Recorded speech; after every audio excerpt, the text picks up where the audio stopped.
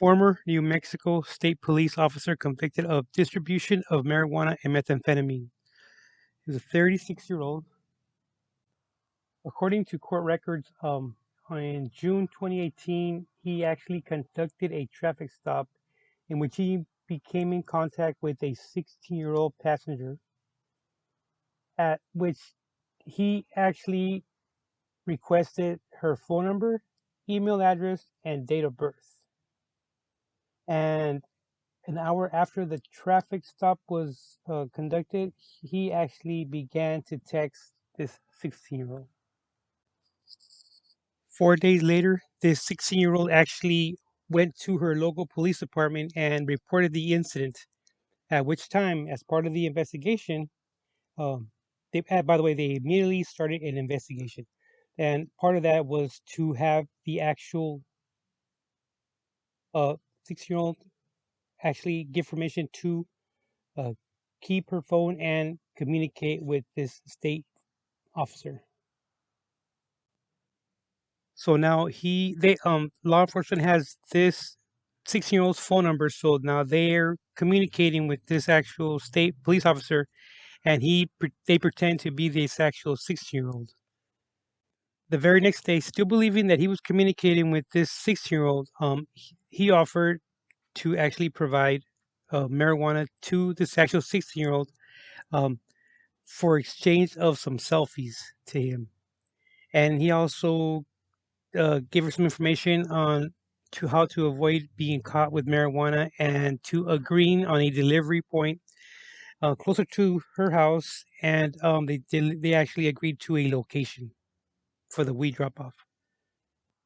And over the next 2 days, they still kept communicating via text message. And finally, this state officer requested that I could speak to her by voice on a phone, at which time an undercover deputy spoke with the actual defendant 3 separate times, and they actually recorded him.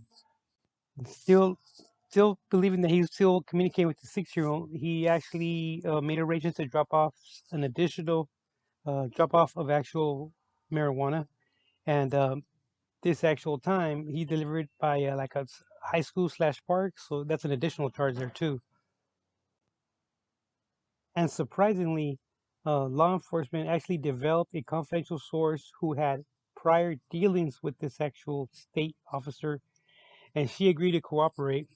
And part of that actual cooperation, she also allowed law enforcement to use her phone to pretend that it was actually a confidential source when it was actually law enforcement that he was communicating with.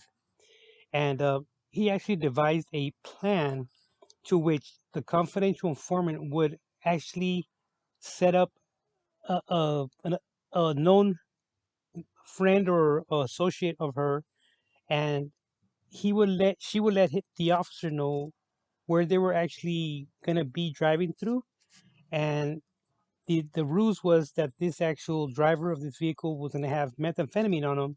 Therefore, he would pull him over, arrest the actual individual for that meth, give her part of the meth, and then turn in the other part to his booking, and in exchange to have sex with this confidential source. So about 6 days later, he actually executed the plan and conducted the traffic stop. He arrested the actual driver, but turns out that that actual driver was an undercover agent, and he located the actual methamphetamine in the agent's pocket, not no, in the driver's pocket. After booking the undercover agent in jail in the early morning hours of the next day, he drove to the park and actually dropped off the actual meth to that confidential informant, and and he did it by in a park, so that's an additional charge.